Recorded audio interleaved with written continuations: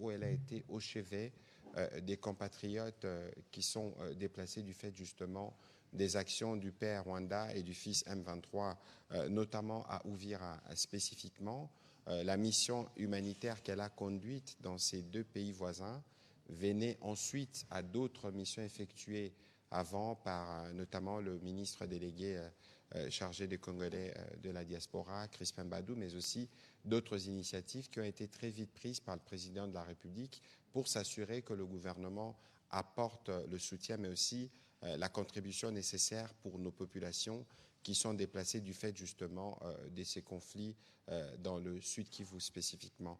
Alors, Madame la ministre d'État, bonsoir. Bonsoir. Et merci de vous prêter à cet exercice samedi après-midi. Je sais que c'est une exigence malheureusement du travail dans ces contextes précis. Donc, vous revenez du Burundi et de la Tanzanie. Vous avez été au chevet de nos compatriotes qui sont déplacés pour une mission strictement humanitaire. Qu'est-ce que vous pouvez dire à ceux qui nous suivent ce soir de la réalité que vous avez trouvée, mais aussi de l'appui que le gouvernement congolais a apporté, notamment à travers le HCR dans la gestion des problèmes générés par les déplacements de nos compatriotes? Merci beaucoup, Excellence, de me donner cette opportunité-là. C'est toujours intéressant d'être utile à la nation, c'est mon devoir. Même les jours fériés, je les ferai. Je suis disponible et disposé à servir la nation.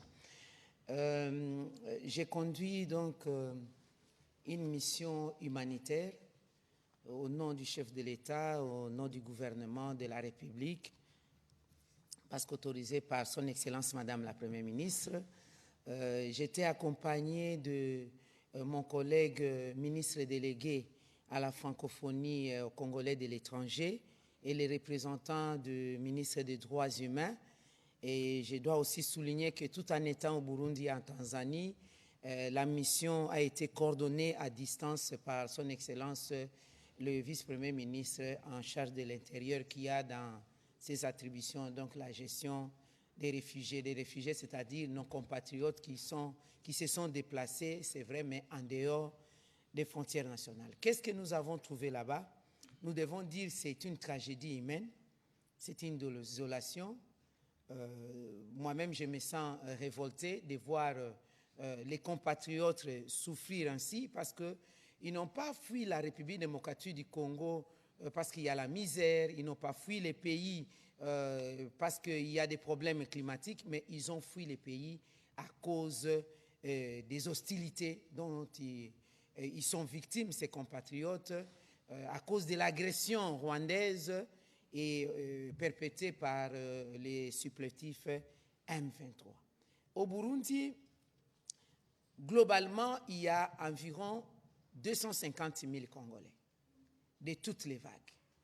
250 000 Congolais que le HCR et le gouvernement burundais, au nom du gouvernement que je félicite en passant pour la gestion de ces Congolais, l'accueil déjà, ouvrir les frontières pour accueillir les Congolais qui cherchent l'abri, l'asile. Les 250 000 sont parsemés dans environ 7 sites. Et le gros lot se trouve dans les sites de Bousouma, où vous avez 67 000 compatriotes, dont 30 000 enfants à peu près, et 2200 enfants, selon les statistiques que nous avons, non accompagnés, qui ne connaissent même pas d'où ils viennent, des petits enfants allant de 3 à 14 ans. Et la plupart, et d'autres quelque peu, à moins de 18 ans. Les populations sont dans une situation difficile.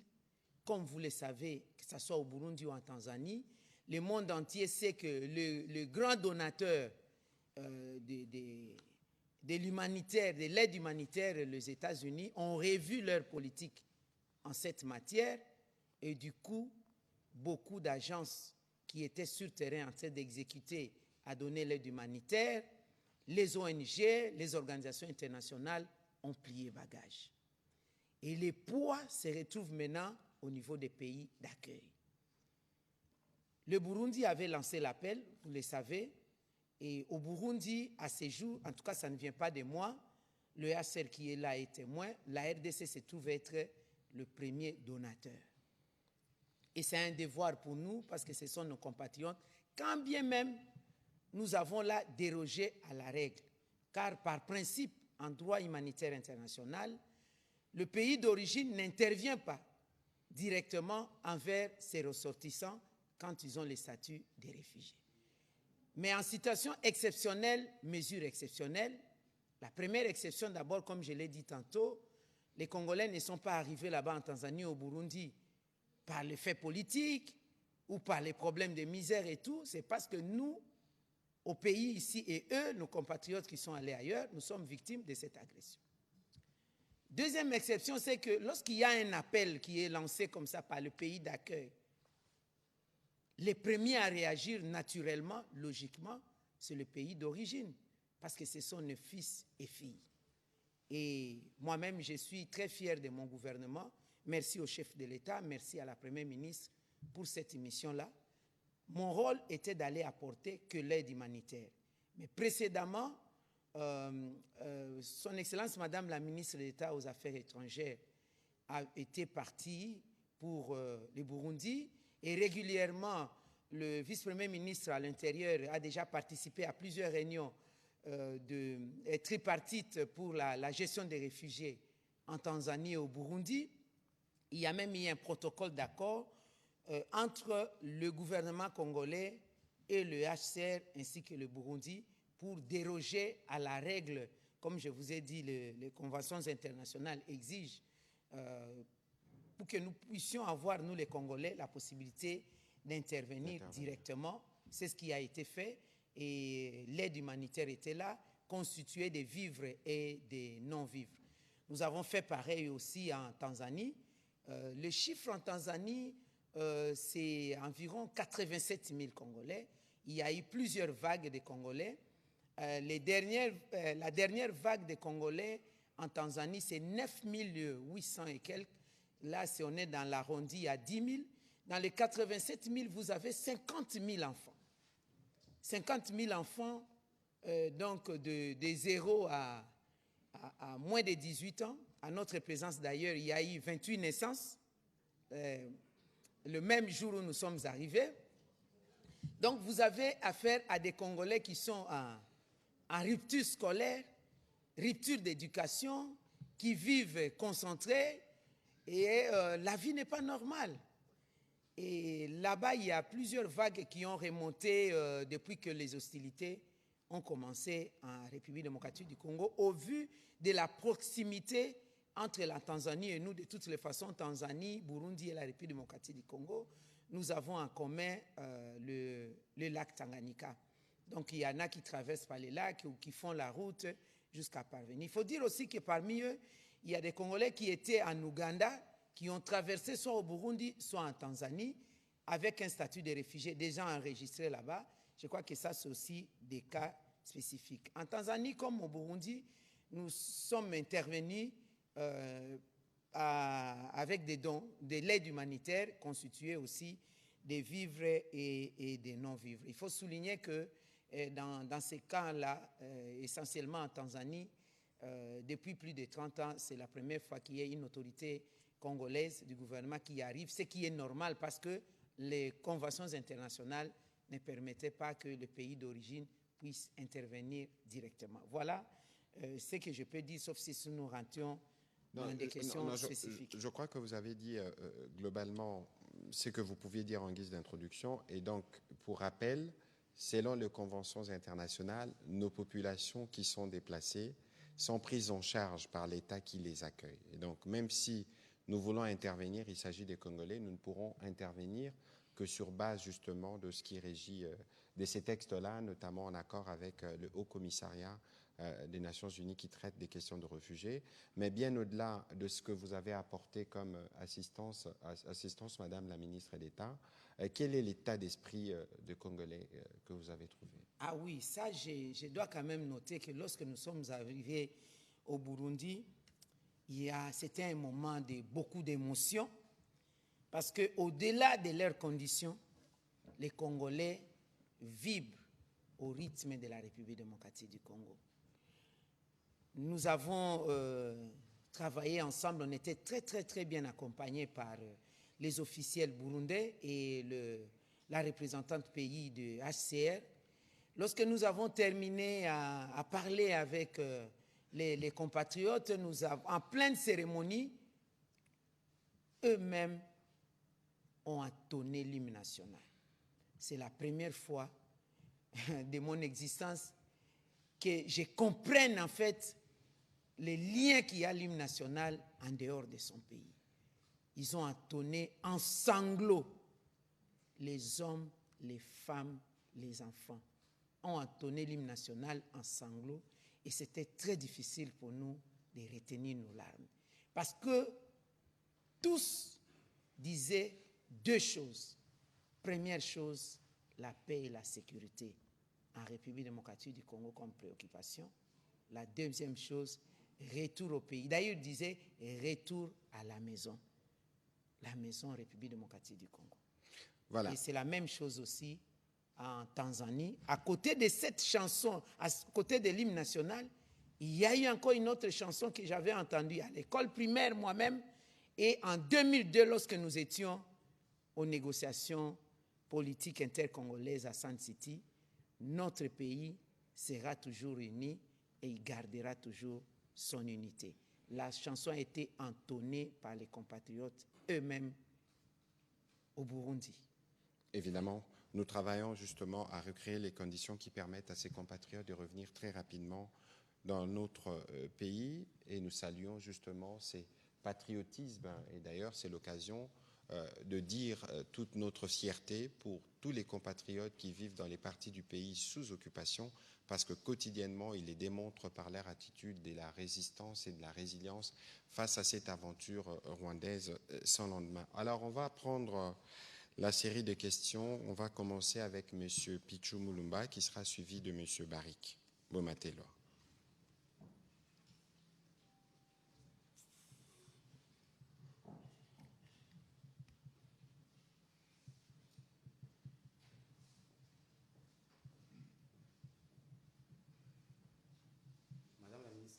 J'ai juste une petite préoccupation. Vous avez parlé des enfants non accompagnés dans les différents sites, que ce soit au Burundi ou comme en Tanzanie. Est-ce que vous êtes rassuré comme gouvernement sur les priorités opérationnelles du HCR pour assurer la protection de ces enfants non accompagnés dans ces sites? Merci beaucoup. Ces enfants constituent une priorité pour le HCR, les plus vulnérables. D'ailleurs, lorsqu'on procède au dispatching des tentes, on commence par les catégories les plus vulnérables. Il y a ces enfants non accompagnés sur les questions d'abri, alimentation et soins médicaux. Et aussi, on leur adjoint, il y a des mamans du camp, spontanément, par souci maternel, les hommes et les femmes qui les encadrent aussi. Et il y a des femmes enceintes, il y a des personnes vivant avec handicap, des personnes de troisième âge, des malades et exceptionnellement aussi les survivantes des violences sexuelles parce qu'il y en a légion. Voilà, merci. On va prendre M. Barik et puis ce sera M. Eric Izami.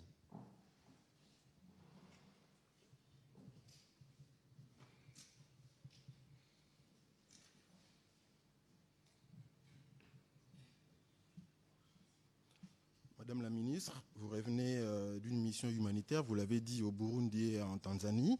Vous étiez notamment accompagné du ministre congolais délégué chargé de l'étranger. Mais juste après votre départ, il y a eu tension, notamment au camp des Boussou Marouigi.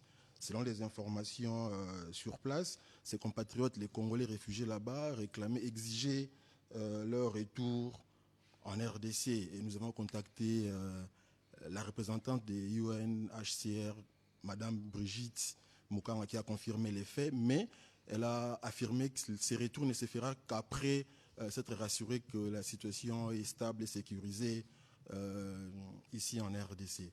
Officiellement, qu'est-ce qui s'est exactement passé dans ces camps des réfugiés? Oui, d'entrée de jeu, je voudrais d'abord remercier le gouvernement burundais et le Haut Commissariat des Nations Unies aux réfugiés pour la bonne gestion de cette situation-là. Moi aussi, comme c'était fait à mon absence, tout de suite quand j'ai appris ça, j'ai appelé les mêmes officiels que ce soit au niveau des Nations Unies et au niveau du gouvernement burundais pour en savoir plus.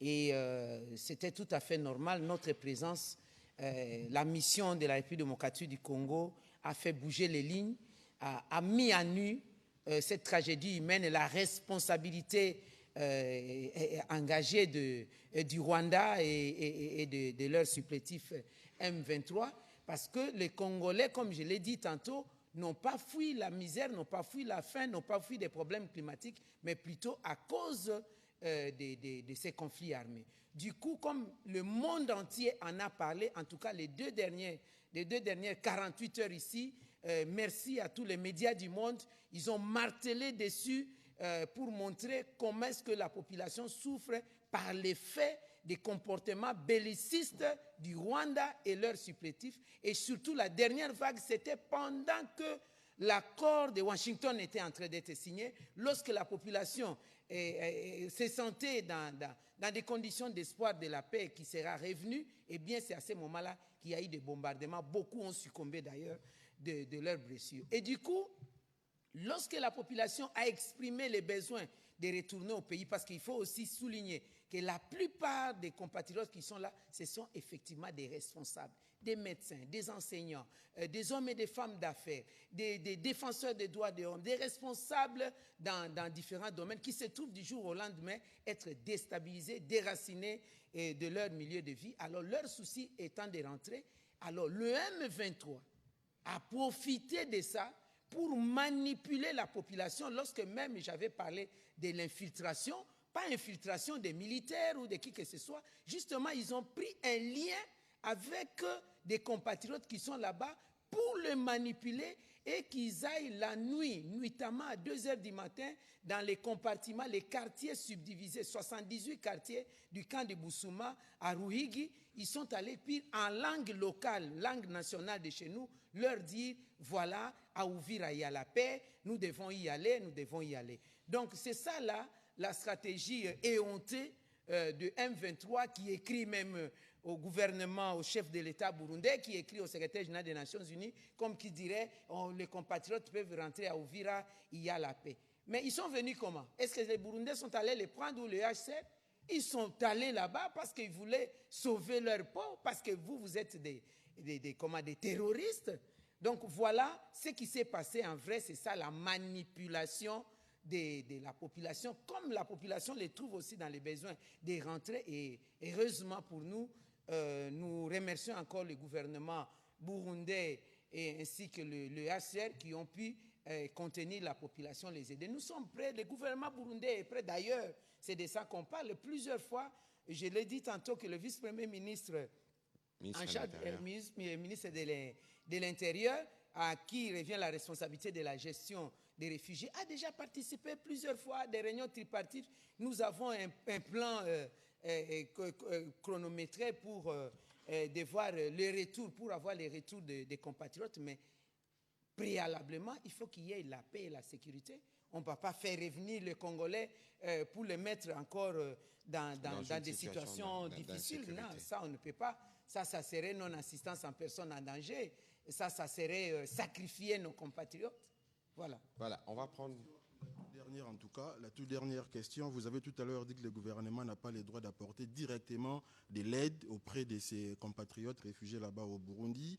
Mais ces réfugiés se plaignent aussi de ne pas être en possession de l'aide que vous leur apportez comme il se devrait. J'aimerais savoir quels sont les mécanismes que vous avez mis en place maintenant que vous avez déjà quitté Burundi et Tanzanie pour vous rassurer que réellement cette aide-là profitera aux réels bénéficiaires. Avant l'aide humanitaire de la République démocratique du Congo et après l'aide humanitaire de la République démocratique du Congo, il y a une organisation. La première organisation, d'abord, c'est au niveau du ministère de l'Intérieur de ces différents pays. C'est comme ça que nous avons trouvé les hauts commissariats des Nations Unies aux droits de l'homme. Et puis, il y a une administration interne. Les réfugiés eux-mêmes ont un gouvernement. Ils ont un gouvernement qui est constitué des présidents, des conseillers, des chargés chargés des femmes, chargés des enfants et tout. Il y a des ONG nationales des droits de l'homme et humanitaires localement dans ces pays et aussi de manière structurée, il y a des compartiments. Je vous ai parlé en termes de quartiers. On connaît quartier 1, quartier 2, quartier 3. Il y a même 1A, 1-2, selon que c'est un groupe de femmes, un groupe des enfants. Et il y a même les ONG qui encadrent spécifiquement les enfants par rapport aux loisirs. J'ai trouvé ça, j'ai apprécié. Il y a une ONG qui s'occupe des enfants, les jeux d'enfants on a mis pour détraumatiser les enfants, et la même chose pour l'accompagnement psychosocial des femmes, victimes de violences sexuelles. Donc l'heure de l'heure touche directement. J'ai un témoignage, on pourrait peut-être, j'aurais dû vous l'envoyer bien avant, j'avais déjà envoyé à la RTNC, où nous avions trouvé un groupe de 11 femmes qui étaient dans une situation très difficile, survivant des violences. Et lorsque nous avons présenté ça au HCR, parce qu'il y en a quand même 87, 86 000, eh bien, ces femmes, après nous, ont envoyé un témoignage pour dire chacune a été amenée à l'hôpital. Les Médecins sans frontières sont là, ils s'en ont occupé au camp de Boussouma. Chacune a reçu donc l'abri, et on leur a donné la nourriture et les habits. Donc, je vous dis, en termes d'organisation, moi-même, je m'en suis inspiré pour réajuster les tirs pour la gestion des déplacés internes. Voilà. Merci beaucoup, Madame la ministre d'État. On va prendre plutôt les questions de M. Touver-Rundi, et puis ce sera M. Eric Izami, puis sera suivi de M. Patrick Ilunga. Merci, Monsieur le ministre, pour la parole nous accordée. Madame le ministre, durant votre séjour, on a vu l'assistance arriver, mais les gens pensent que l'assistance est venue directement de Kinshasa. Est-ce que vous n'avez pas donné l'opportunité aux opérateurs locaux de bénéficier de leur accueil en achetant localement? Monsieur le ministre de la Communication, une question d'actualité. Depuis ce matin, même depuis hier, beaucoup de médias annoncent que l'AFC M23 est en train de se retirer de Uvira. Et ce sont des annonces des médias du monde. Qu'en dites-vous? Ce ne sont pas que les annonces de médias. J'ai cru voir un courrier plutôt dans ce sens. Mais vous savez, d'abord, ils n'auraient jamais dû être à Uvira. Ça, c'est le point de départ. Mais après, nous connaissons la méthode, nous connaissons la tactique. Que vaut un retrait sans départ? Et aujourd'hui, je sais qu'aujourd'hui, à renfort justement des médias orientés, on va encore essayer, comme au début, de faire une simulation avec des personnes sélectionnées pour venir faire croire qu'ils sont partis d'Uvira.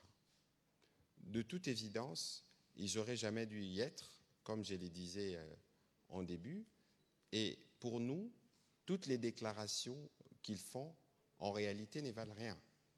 Parce que nous connaissons justement la tactique de la désinformation, nous connaissons aussi les justificatifs. Pour rappel, à Uvira, il n'y a pas des FDLR. S'il faut qu'on revienne sur quelques sujets de départ. Ensuite, parce qu'il fallait justifier le narratif, on a vu l'ambassadeur du père, donc du Rwanda, au Conseil de sécurité, revenir dans un discours où il cite 9 fois le nom de la communauté Banyamulenge. Et donc, cette tentative ou cette nouvelle initiative n'est qu'une manière de contourner l'attention de la communauté internationale, qui s'est déjà exprimée clairement là-dessus, spécialement le gouvernement américain, qui disait qu'ils doivent quitter Uvira, et pour nous, ils doivent quitter toutes les parties de la République démocratique du Congo. Et donc, dans ces jeux malsains, connaissant leur méthode, sûrement qu'ils vont laisser des agents infiltrés dans la ville. Et ces agents peuvent avoir le mandat d'identifier nos compatriotes membres de cette communauté, faire ce que le père et le fils savent faire et recréer encore un autre narratif. Ça, c'est le schéma classique qui est connu. De toute évidence, pour nous, pour toutes les parties d'ailleurs du pays sous occupation, nous avons déjà travaillé sur des plans de restauration de l'autorité de l'État. Et pour Uvira, ça arrivera évidemment, dans le jour qui vient, parce que de toute évidence, ils n'auraient jamais dû arriver là s'il faut considérer les différents points de l'évolution des processus de paix. Et donc, nous sommes très vigilants. Vous avez suivi ce qu'a dit Lamineta Bazaïba tout à l'heure par rapport à nos populations qui veulent rentrer et qui doivent rentrer parce qu'il y a des enfants qui doivent aller à l'école. Mais parallèlement à cela, ces fausses annonces, en réalité, cachent une vérité qui a été dévoilée hier. Je pense que vous aviez tous suivi le point qui a été fait par le ministre provincial de la communication de la province du Sud-Kivu, où on pille même des goudrons pour faire des infrastructures, ceux qui prétendent, entre guillemets, être des libérateurs, mais en réalité, c'est des voleurs, au-delà du pillage systématique des ressources minières, mais on pille même les pauvres citoyens, parce qu'on prend des tricycles, on prend des vaches et tout type de biens. On a vu, et d'ailleurs, je crois que peut-être que dans les heures qui viennent, il y aura l'occasion de diffuser des images, comment des camions sortaient avec du goudron, du matériel qui doit servir à la construction des routes. C'est ça l'action du Rwanda en République démocratique du Congo. Ce n'est pas seulement les mines, parce que si vous suivez, vous venez des Goma, si vous regardez Goma, si vous regardez Bukavu, si vous regardez Uvira, partout où ils passent, non seulement qu'ils sèment la mort, la désolation, mais ils amènent du vol systématique des matériels roulants, des véhicules qui traversent de l'autre côté. Quoi qu'il en soit, comme nous vous le disons, nous avons notre front militaire, on a un front diplomatique, on a surtout un front judiciaire. Je crois que bien au-delà de tous ces processus de paix, il y aura un moment où nous en sortirons, mais il y aura aussi un moment où la justice devra être faite. Voilà. Merci. Madame la Mineta. Oui, merci beaucoup. Je réponds vraiment par respect, parce que c'est quand même une aberration de la manière dont nous sommes partis. Je ne sais pas comment on peut transporter ces tonnes et des tonnes de vivres et de non-vivres. Je voudrais confirmer qu'il y a eu des accords, des protocoles d'accords que nous avons signés entre la République démocratique du Congo, le Burundi et les HCR. La même chose, la Tanzanie, nous nous sommes inspirés aussi de ces mêmes accords. On a fait mutatis mutandis, mais en tenant compte des spécificités. Et que le HCR a ses partenaires, des fournisseurs de ce genre de services traditionnels. On ne peut pas en sortir de là. Même si nous étions en train de payer directement au travers les factures pro forma qui nous étaient données suivant les besoins. Les besoins, par exemple, au Burundi, les besoins s'évaluent à 33 millions de dollars américains d'ici mois de mars, le 31 mars. La RDC a donné ce qu'il pouvait donner selon que c'est aligné des rubriques de vivres et de non-vivres et aussi des kits de dignité pour les femmes, pour les enfants, parce qu'il y a aussi la donne éducation qui est une donne prioritaire. Nous avons acheté localement. Et la même chose en Tanzanie, nous avons acheté localement. Mais je comprends ce qu'ils disent, parce qu'ils ont vu les sacs, les emballages estampillés République démocratique du Congo et les emballages estampillés Fondation de la Première Dame. Mais ça s'est fait, on imprime localement. Pourquoi nous voulons toujours que nos compatriotes reçoivent les dons ou c'est estampillé organisme XY, je ne vais pas les mettre à citer ici pour éviter des incidents diplomatiques, dont de XY pays ou de telle autre organisation internationale. Donc, voir que les emballages sont estampillés République démocratique du Congo renvoie à dire que nous avons fait un pont aérien du riz, du sucre, des haricots, des soja et des habits, des gîtes d'habits. Ce n'est pas possible, des médicaments, ce n'est pas possible. Nous avons tout acheté localement et je prends en témoin les hauts commissariats des Nations Unies aux réfugiés, je prends en témoin les différents pays, le Burundi et la Tanzanie. Et bien évidemment, en dehors de ce que vous avez vu en vivre, il y a eu une autre intervention du gouvernement dans le cadre du travail qui est fait par le HCR. Et comme la Mineta disait tout à l'heure, il y a donc un monitoring quotidien et permanent sur l'évolution de la situation. Ce sont nos compatriotes et nous n'allons pas nous dérober pour ce qui concerne notre responsabilité par rapport à l'appui, à la prise en charge dans les pays respectifs où ils se sont réfugiés. On va prendre la question de M. Eric Izami. Merci de la parole, Monsieur le ministre Mouyaya. D'ailleurs, vous avez effleuré la question, mais la question, je la pose à Madame Bazaïba Massoudi. Le ministre Mouyaya, quand il a parlé, il a évoqué la nécessité pour les enfants d'aller à l'école. Alors la question, c'est celle de savoir, vous avez aligné des chiffres hallucinants des enfants déscolarisés. Là, sur place, au niveau et du Burundi et même de la Tanzanie, y a-t-il pas moyen de pouvoir les intégrer dans le système sur place pour qu'ils n'arrivent pas à manquer? Parce que l'école, comme le disait Victor Hugo, lorsqu'on ouvre une école, c'est une prison que l'on ferme. Alors, au ministre Mouyaya, votre collègue du portefeuille a déclaré que Pay Service n'est pas une banque privée américaine reconnue en République démocratique du Congo. Vous êtes ministre, mais aussi porte-parole du gouvernement. Quel est votre point de vue à cette question-là? Merci. Voilà, nous parlons de la situation humanitaire, mais bon, on va faire une dérogation. Madame la ministre d'État, bon, sur la question de paye service, j'ai vu évidemment, comme à l'accoutumée, beaucoup de réactions, mais il y a une grosse supercherie derrière. D'abord, il faut dépersonnaliser les débats, parce que lorsqu'on épingle ma collègue, notre collègue du portefeuille, Madame Julie Chicou, dans ses dossiers, elle n'avait pas d'abord agi comme ministre du portefeuille. C'est un vieux dossier qui date du gouvernement Sama, où elle était encore directrice de cabinet adjoint, si ma mémoire est bonne, du ministre des Finances, Nicolas Kazadi.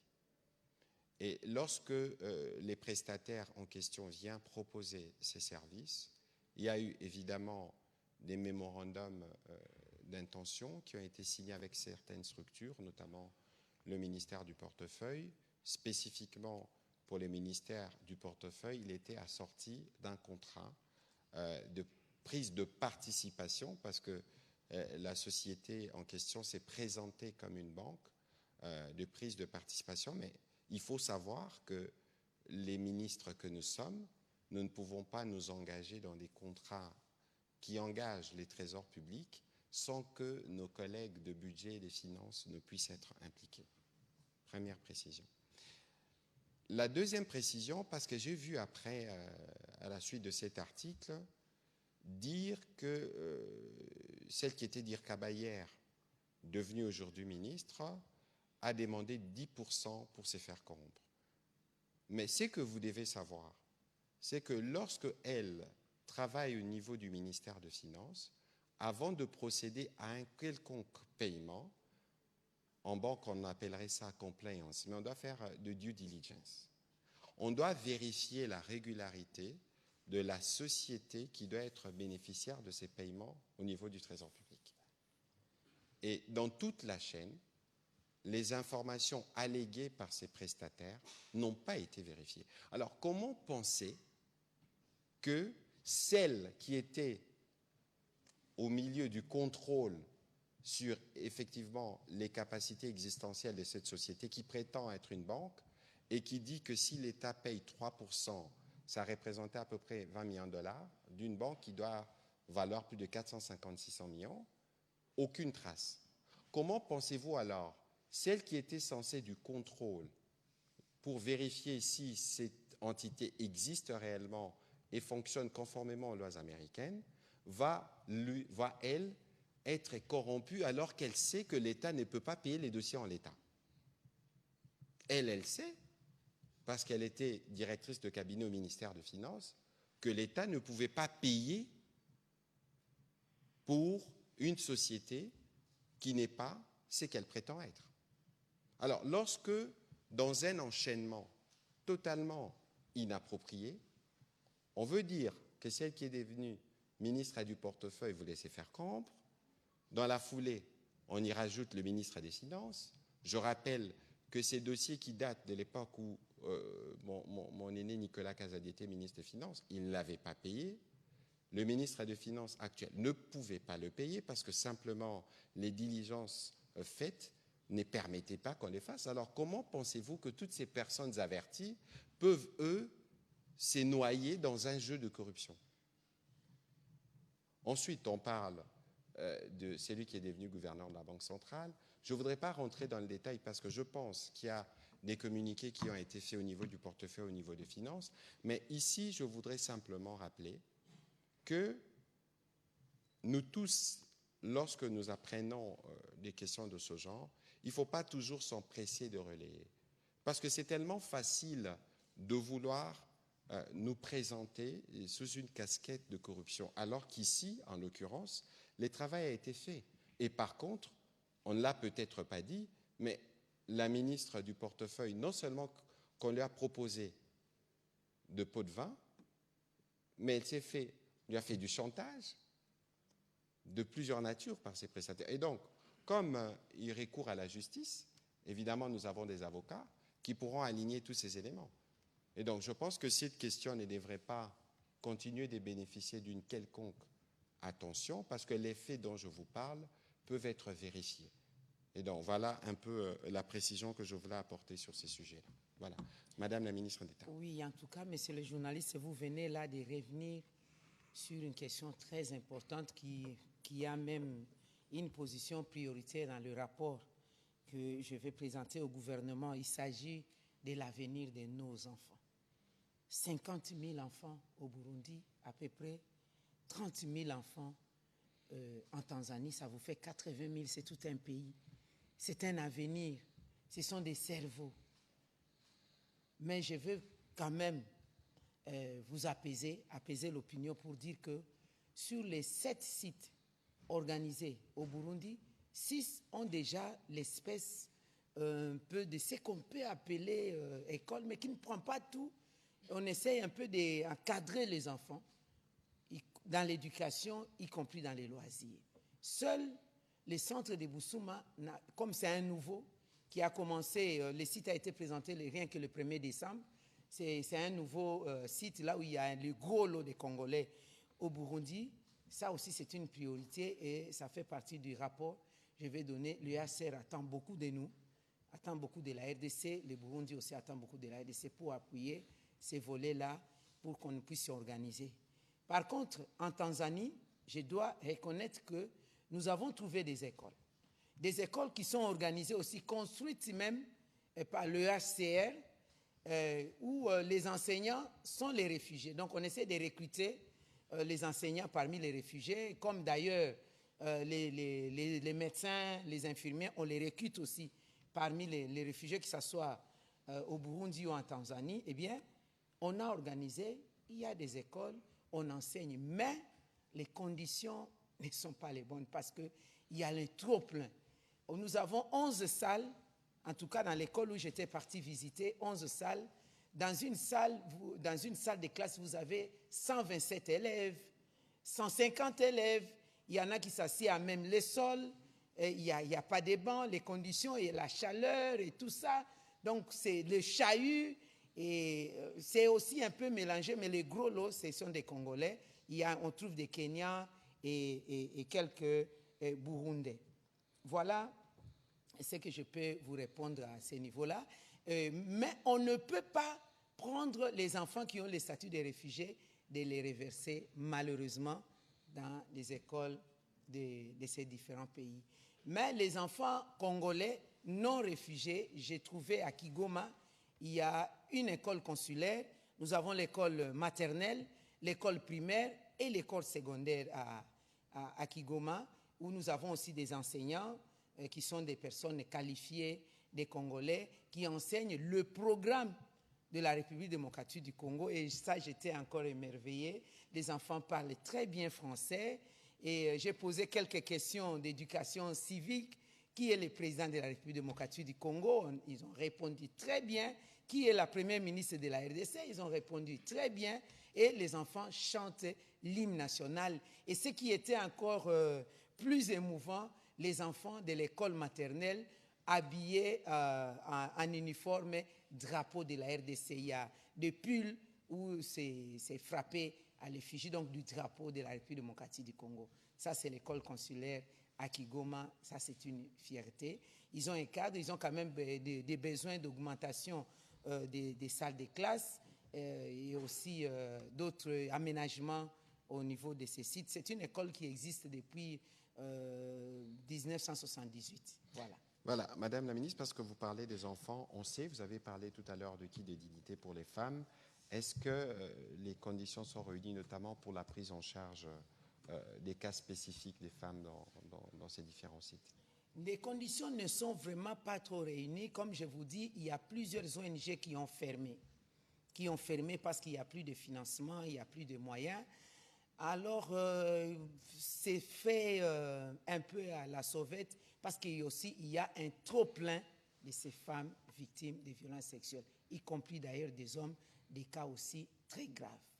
Donc ça aussi, il y a aussi des problèmes psychologiques, des traumatismes. Vous êtes en face d'une femme qui avait 6 enfants, 4 sont tués et son mari en sa présence. Elle a fui avec 2 enfants. Vous êtes en face d'un monsieur, on a violé sa femme par des bâtons, on l'a transpercée pratiquement. La femme est morte, les enfants, la femme était enceinte. Il avait 3 enfants, 2 sont morts et la femme, il reste avec un enfant. Alors, quand cet enfant tombe malade, il y a tentative de suicide parce qu'il ne veut pas voir mourir cet enfant. Donc, vous avez ces genres de cas. Donc, ça reste de points de vigilance sur lesquels, évidemment, vous allez continuer à travailler. Tout à fait. Monsieur Patrick Inunga. Merci, Monsieur le Ministre, pour l'occasion. J'ai 2 questions, une pour Madame la Ministre, une pour vous-même. Je commence par Madame la Ministre. Vous avez été en Tanzanie et au Burundi, au chevet des réfugiés, mais selon les chiffres du HCR, en Ouganda, il y a à peu près 600 000 réfugiés congolais. Pourquoi a-t-on l'impression qu'eux ne bénéficient pas de la même attention? Ça, c'est la première question pour vous. Pour Monsieur le ministre de Communication, pendant que nous parlons ici, il y a des médecins congolais vivant au Kenya qui sont en détresse parce que le gouvernement kényan a refusé de renouveler leur licence et leur permis de travail. Ils sont dans une sorte de détresse. Ils s'estiment discriminés. Ils ont donc appelé le gouvernement à mener le plaidoyer en leur faveur. La question maintenant, est-ce que vous, en tant que gouvernement, vous êtes au courant de cette détresse et quelle est la réponse que vous réservez? Et au-delà de cette actualité, est-ce que la RDC et le Kenya sont en une sorte de conflit silencieux? Bon, sur le premier point de votre question, vous me l'apprenez.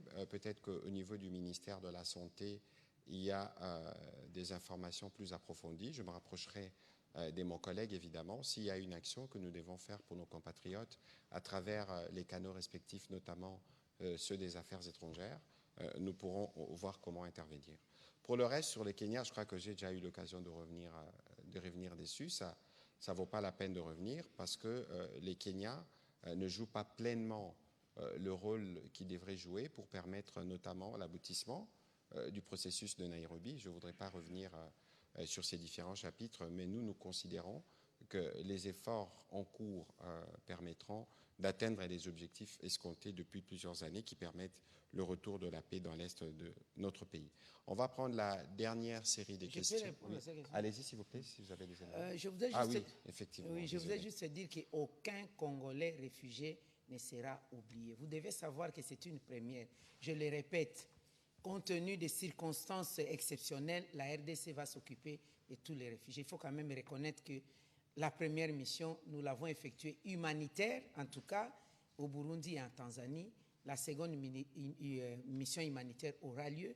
Il n'y a pas que l'Ouganda, il y a la Zambie, il y a dans tous les autres pays. Le dossier est bien ficelé, fignolé par le vice-premier ministre en charge de l'Intérieur qui a la gestion des réfugiés. Chaque fois que le cas nous sera apporté à notre connaissance, nous allons organiser une enveloppe pour arriver sur place et travailler avec le pays hôte ainsi que le Haut Commissariat aux réfugiés.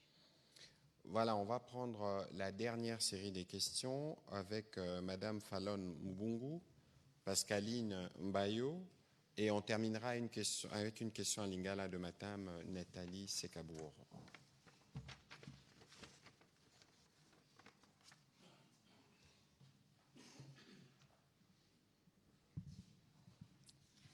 Ma question s'adresse directement à la ministre Eve Bazaïba. Vous venez de nous présenter un tableau sombre concernant les réfugiés, congolais basés au Burundi et en Tanzanie, mais vous n'avez pas évoqué l'aspect sanitaire, sachant que dans des cas pareils, il pourrait y avoir l'épidémie. Quelle prise en charge sanitaire du côté du gouvernement congolais pour ces réfugiés-là? Merci beaucoup, madame. C'est vrai, vous avez raison. Nous avons, comme au Burundi, par exemple, trouvé des cas de choléra. Il y avait 198 cas de choléra, suivant le rapport du médecin qui était sur place. Et il y a eu 2 cas de décès. Et le reste des cas pris en charge correctement par l'équipe médicale qui était sur place, y compris le Médecins sans frontières. Nous avons aussi trouvé les cas de choléra. Oui, c'était choléra, 198 cas. Et nous avons trouvé d'autres cas, des maladies, 28 cas de rougeole, voilà, c'est ce que je cherchais. 28 cas de rougeole, heureusement pour nous, 0 mort. Nous avons des cas de femmes victimes de violences sexuelles. Nous avons des cas de personnes qui sont des malades chroniques. Ça aussi, il faut le dire, on a perdu beaucoup de gens qui, au départ de Luvungi, Kamanyola, Uvira, Bukavu et tout, qui fuyaient les hostilités. Et Uvira, ils étaient des malades chroniques de diabète, des cas de diabète, des cas de l'hypertension artérielle. Ils n'avaient plus accès à leurs médicaments et ce sont ces personnes qui ont succombé. Et sur place, on est aussi en train de les prendre en charge de manière plus ou moins particulière. Par contre, comme je vous dis, il y a un problème criant de financement, des médicaments qui manquent. Encore une fois de plus, la République démocratique du Congo avait apporté aussi un lot de médicaments pour soulager tant soit peu, surtout en ce qui concerne des cas des maladies primaires. Sur les cas de spécialité, ça va être revu au fur et à mesure. Alors, en Tanzanie, nous avons trouvé un hôpital. Il y a un bel hôpital, grand hôpital, organisé par le Haut Commissariat aux réfugiés. Il y a des médecins, il y a des infirmiers et même certains praticiens de santé qui sont aussi parmi les réfugiés, qui prêtent main forte là-bas. Mais ils posent un problème des médicaments. Ils posent un problème sérieux des médicaments. Nous avons aussi des cas des maladies de la peau dues à des conditions, par exemple, de l'eau, parce que l'eau est organisée, mais ça ne peut pas contenir pour toutes ces personnes. Vous avez ici 67 000 personnes qui doivent s'approvisionner dans 2 ou 3 sites, c'est difficile. Vous avez aussi de l'autre côté les cas de 87 000 personnes qui doivent s'approvisionner aussi dans ces mêmes conditions. C'est tout à fait normal. Mais je dois quand même souligner quelque chose d'important. Ce que le HCR a fait, j'ai épinglé ça. J'ai félicité les 2 représentantes du Haut Commissariat des Nations Unies aux réfugiés par rapport aux latrines. Il y a moins de latrines publiques collectives. C'est des latrines individuelles. Chaque abri avec à côté des latrines, et ça permet qu'il n'y ait pas contagion donc des maladies. Ça coûte très cher pour organiser ça, hein, mais c'est quand même quelque chose d'important à souligner. Ça m'a inspiré pour les déplacés internes aussi. Voilà, Madame Pascaline Bayo, s'il vous plaît. Merci, Excellence. Pascaline Bayo pour le compte de Face Télévision. Une question pour Madame la Ministre. Je pense que ma question va presque de même avec ma consoeur. C'est en ce qui concerne la santé des enfants, mais surtout l'accouchement de ces femmes dans des conditions difficiles. Qu'est-ce que le gouvernement compte faire de manière concrète? Bon, ce que le gouvernement compte faire de manière concrète, comme je vous ai dit, nous n'allons pas intervenir directement. Nous allons passer par des structures existantes conformément aux droits humanitaires. Il y a d'abord le pays hôte qui organise avec leurs médecins là-bas sur place, qui travaillent avec les structures de santé et que nous connaissons au niveau des organisations internationales ainsi que le HCR. Ça serait des dons de médicaments, ça serait le moyen que nous allons donner si un fiduciaire pour qu'on puisse organiser les conditions. Mais on a trouvé quand même du côté hôpital, les bébés qui naissent sont dans de bonnes conditions, bien couverts et tout, que ce soit au Burundi ou en Tanzanie. Je vous ai dit en Tanzanie, à notre arrivée, la nuit du jour où nous sommes arrivés et les matins à leur visite, il y a eu 28 naissances. 28 naissances des filles et des garçons, des jumeaux même, des jumeaux. On a nommé les noms des différentes personnalités congolaises et qui vont devoir parrainer ces bébés. Nous avions fait aussi autant au Burundi. Bon, je me permets quand même de le dire pour reconnaître ce qui est fait par les pays hôtes et les HCR, malgré les conditions difficiles. Il y a la vie parfois, dans une certaine mesure, des réfugiés, les conditions d'abri, soins de santé, un peu de dons et tout ça. C'est quand même un peu plus abordable par rapport à même la communauté environnante. Nous avions même échangé avec le HCR pour dire, pour éviter parfois des petites tensions qui peuvent survenir avec les communautés locales qui les ont accueillis dans ces sites, il faudrait qu'il y ait des projets de développement qui intègrent ces communautés environnantes. Parce que ce soit au Burundi ou en Tanzanie, ils ont trouvé les populations qui sont là. Vous voyez, au camp des réfugiés, on met des forages d'eau, l'eau propre, etc. Mais de l'autre côté, ils s'approvisionnent vers la rivière.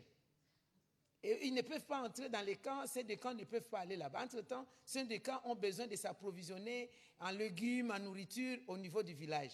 Pour qu'il y ait cette bonne collaboration, nous avons réfléchi, la RDC aussi va s'impliquer pour qu'il y ait quand même la possibilité de faire des projets en commun. On recrute des gens qui sont tout autour pour venir travailler dans des sites et tout ça, gagnent quelque chose pour qu'ils accueillent bien ces réfugiés. Voilà, merci. Nous prendrons une question en Swahili aussi spécialement. Oui, je voudrais quand même, si vous permettez, Excellence, Monsieur le Ministre, nous avons Madame parlé de ceux qui ont fui les hostilités. Ça, c'est les réfugiés.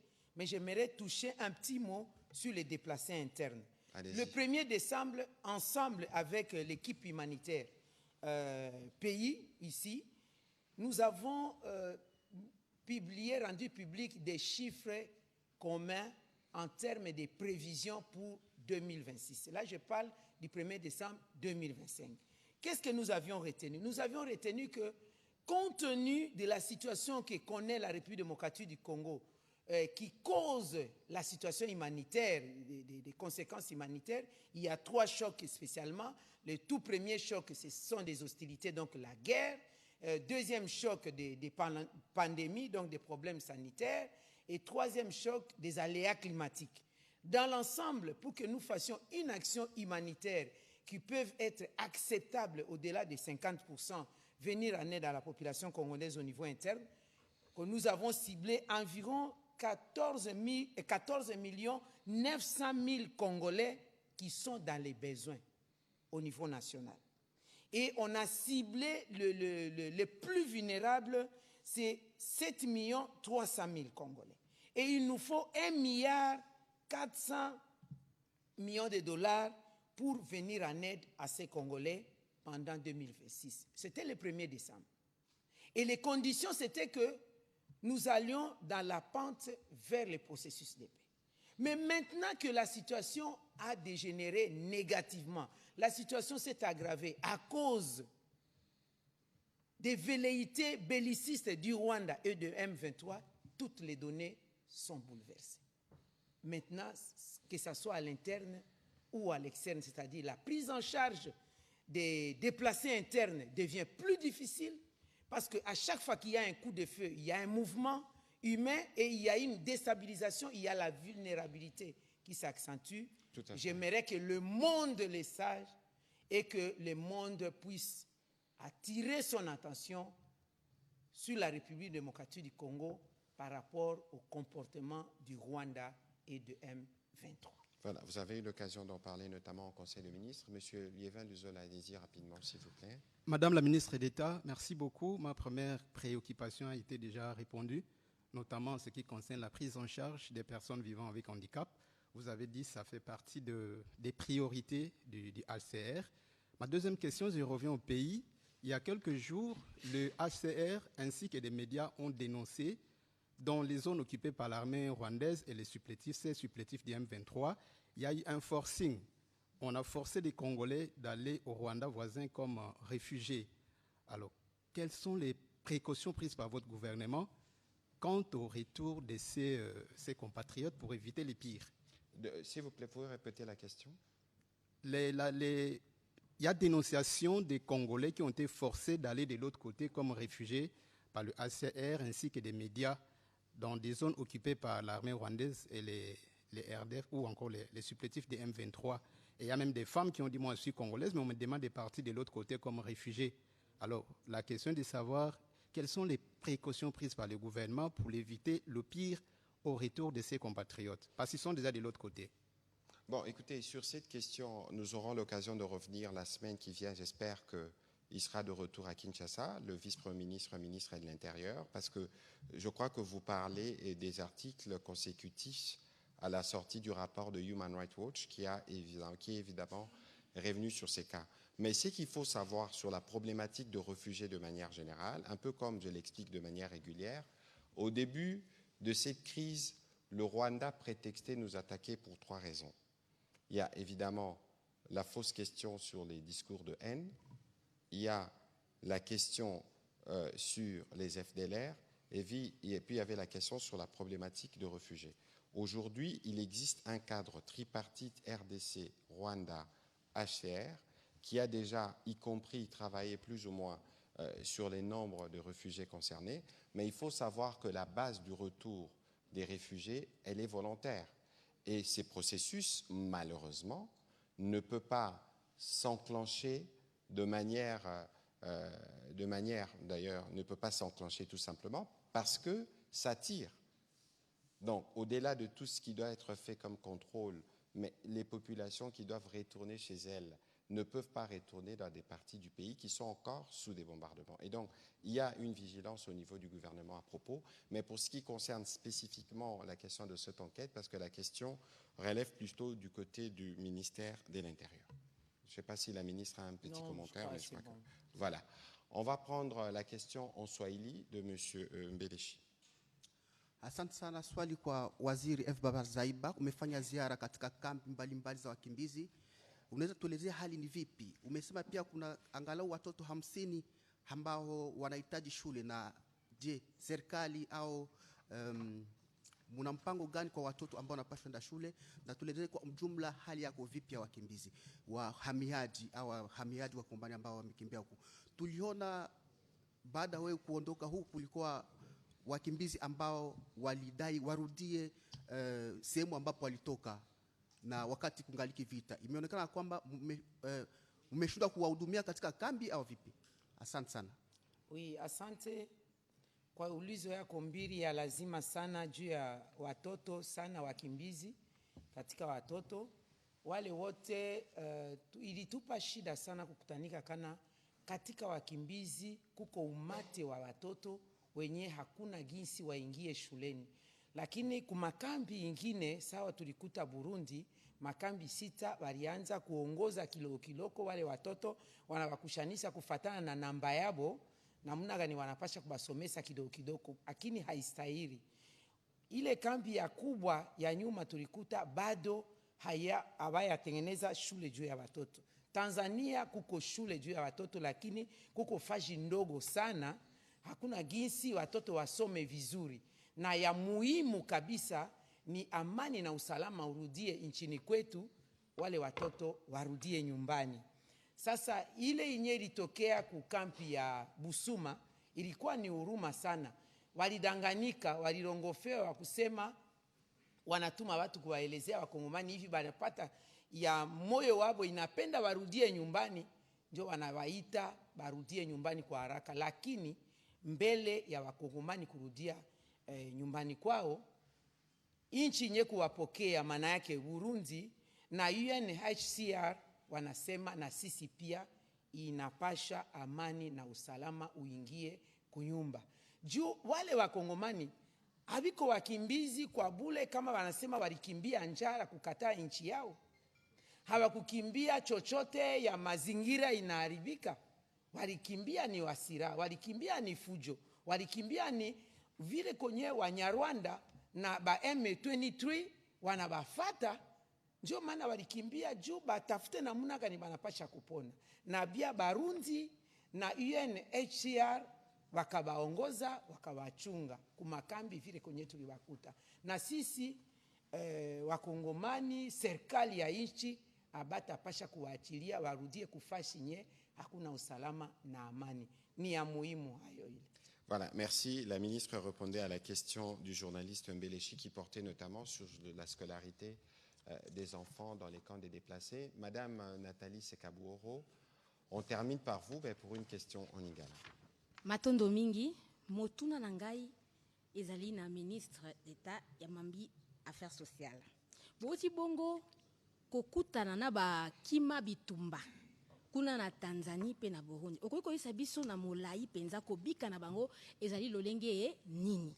Tango tomoni ete motango na bana pe otangi ya wa motango e bana ebele. O bazali peut-être ko yenga na kati na babisika wana nini oboche na bisika pote bango bayi bana kotanga kelasi. Et puis asuka ezali ete eske mbula matai elongona ashe bazali na likanisi ya kozongisa bakima bitumba wana awa na ekolo Congo démocratique. Soki ezali iyo kasi esipo bongisi pe bisika oyo koyamba bango yango nde mituna. Boye matondo mingi mama mopanzi sango likambo tokendeki kokuta na mboka wana mibale bandeko na biso ya Burundi bayambaki bana Congo bayi Congo bakimi bitumba ezala na Burundi to na Tanzanie ezali ya mawa komona ke tuluku ya bakongole bazali komona pasi kokima bakimi mboka na bango bakimi nzala te bakimi bapasi mosusu te bakimi nde bitumba oyo badongolo miso ya Rwanda pe na bato na bango ya M23 babeti bango masasi babeti babombe na eleko oyo surtout eteni ya bato bakimi na sanza ya zomi na mibale mobu mouti koleka ezalaki eleko bato batiaki elikia na boyokani bwa kimia tango bango bakimi na bao ya kala nyonso bazali kuna ezali na motindo bato bakobika malamu te yo moto zalaki na esika na yo na ndako na yo na misala na yo bayi mimbongo bayi balakisi minganga bato na mayele bato na solo bakomi koyenga yengelongo na bana pe ba mosusu bakufi nzela ba mosusu bakei kokufa wana po bakatanaki makolo ba mosusu batoboki miso pe bongo na ba maladi ebele bana wana nyonso ba mosusu tozeli na bana pene koto mibale na ndambo bayebi ata esika baboti bazali te pe basosoli malamu esika bauti te pe na bana mosusu tozali na bango koleka koto tukumitano kelasi te ezala na Tanzanie koto tukumisato kelasi ya malonga te kuna bazali pe na Tanzanie pe na Burundi. Bongo eloko nini bulamatari ya Congo ekosala bulamatari ya Congo esengeli kokende kopesa lisungi mbala moko te po mibeko mya molongo misengi biso ete toleka na lingomba ya molongo ebatelaka bayebakimi bitumba pe toleka na ekolo moko oyo eyambi bandeko wana bongo totiaki maboko na mwa mikanda ezala na Burundi to na Tanzanie koyeba boni tokoleka mwa pembeni muke na mibeko yango ya molongo pona kusunga bai oyo bakimi nde tomemaki lokola bilia muke bilamba ya kolata mino pe makoki mususu ma misolo oyo kosunga bazura bango bisika bakolala bongo pona bana ya kelasi tozali kolengela kobongisa ndenge nini bazala pamba te bamekakata koyekola muke po etuluku ya bato wana ezali baoyo basengeli kosunga Kongo lobi tango tozali kolobake bango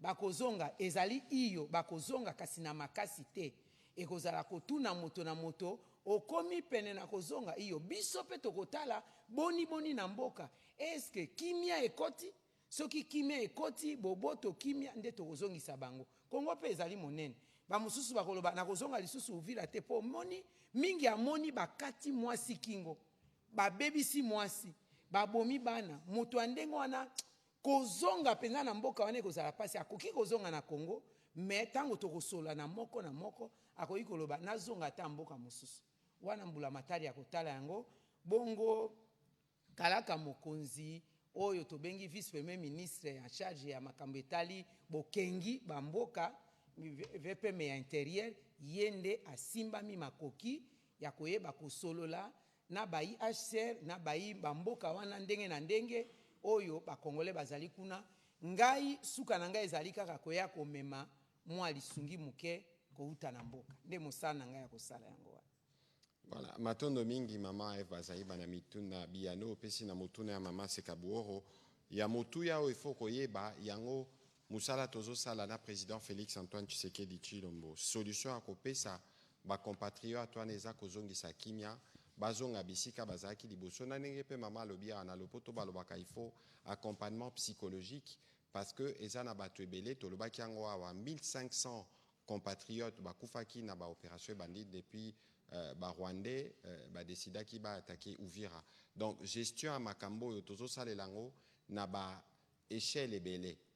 Mama bazai balobi makambo etala qui apport topé soutien humanitaire mais kaseza na ba dimension mususu etali ministre intérieur topo etali ministre atsalaka ministre délégué de Congolais de l'étranger kuna na ministère et affaires étrangères.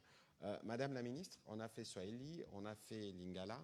On va terminer en français. Je sais que ce n'était qu'une première étape, évidemment, et ce n'est pas le seul sujet urgent entre vos mains, parce que je rappelle quand même, nous avons d'autres situations difficiles dans les pays que vous suivez. Mais qu'est-ce que vous pouvez dire ce soir en conclusion de l'action que le gouvernement a posée à travers votre délégation dans les zones en question pour que les Congolais comprennent la nécessité pour tous les Congolais, où qu'ils se trouvent, de se mobiliser pour que la paix puisse redevenir effective dans toutes les parties de notre pays. Merci beaucoup, Excellence, Monsieur le Ministre. Je suis ministre en charge des Affaires sociales, Action humanitaire, mais aussi de la solidarité nationale. À ce stade actuel où la République démocratique du Congo a le devoir et même l'obligation d'aller sauver, soulager la souffrance de sa population, donc les compatriotes qui sont en dehors du pays, compte tenu de la situation exceptionnelle, j'ai continué à le répéter, qu'il n'y a plus de donations internationales pour l'humanitaire, je lance l'appel à la solidarité nationale. Je crois que j'avais présenté cette situation au gouvernement, le gouvernement de la République avait adopté, m'avait autorisé de mettre en place des structures au niveau de la capitale et dans toutes les provinces d'appel à la solidarité nationale pour aider les Congolais, non seulement au niveau interne, mais aussi au niveau en dehors de notre pays concernant les réfugiés. Donc nous allons commencer bientôt ces appels-là en termes de dons. Si vous êtes à l'extérieur, vous êtes à l'intérieur, vous n'êtes pas obligé pour ceux de l'extérieur de donner en termes comme à logistique, vous pouvez donner en termes numéraires. Je crois que ça serait des numéros, des comptes officiels qui permettront à ce que nous puissions aider les compatriotes. Mais aussi, tous les Congolais, partout où nous sommes, soyons les véritables soldats de la République en termes patriotiques. Ne pas faire passer dans les réseaux sociaux des images qui détruisent votre pays inutilement. Vous savez que maintenant, la guerre, c'est aussi la guerre des médias dans les réseaux sociaux. Ils font des montages éhontés. Ils font tronquer l'information. L'information est erronée et nous sommes les premiers à les faire passer. Au contraire, soyons tous parmi nous, là où nous nous trouvons, soyons des soldats de l'armée numérique pour aussi redonner courage et force à nos militaires. Par rapport aux éléments que je vois passer dans les réseaux sociaux ici, vous voyez bien que c'est un montage qui n'a rien à voir. Nos militaires sont très bien traités, que ce soit ceux de Ouazalendo et tous les compatriotes, nous sommes appelés à les soutenir. Voilà le message que je peux dire à ces jours. Nous tous, nous avons un téléphone portable. Faisons notre guerre dans tous les fronts pour que nous puissions recouvrer la paix en République démocratique du Congo. C'est un pays merveilleux. Partout où nous passons, les gens aiment notre pays, adorent notre pays. Il y a des gens qui sont choqués de voir comment le Congo est malmené. Nous savons bien qu'on est en train de faire mes bases à nos richesses. Maintenant, comme nous sommes en train de résister, nous entendons dire que nous avons les parties des terres que nous avons prises chez les uns. Voilà, donc les Congolais, lèvons-nous, patriotisme oblige pour que nous puissions soutenir notre pays. Et je terminerai par dire que j'ai appris beaucoup dans cette mission. Merci au chef de l'État, merci à son Excellence Madame la Première ministre. Nous pensons que c'est une première mission, la deuxième, la troisième aura lieu. Nous sommes là au service de la nation. Merci à toute l'équipe qui m'a accompagné, y compris l'équipe des médias, toute la presse, Madame la DG de la RTNC. Je pense qu'elle va nous aider pour la continuité de la vulgarisation de notre mission. Je vous remercie. Voilà, merci beaucoup, Madame la ministre d'État. Nous disons être patriotiquement congolais, parce qu'il ne suffit pas d'être congolais, il faut l'être patriotiquement pour ne pas être comme ces Congolais qui prêtent leurs mains à ceux qui tuent, à ceux qui massacrent et ceux qui pillent nos ressources. C'est dont vous avez parlé tout à l'heure, nous on appelle ça poison rwandais.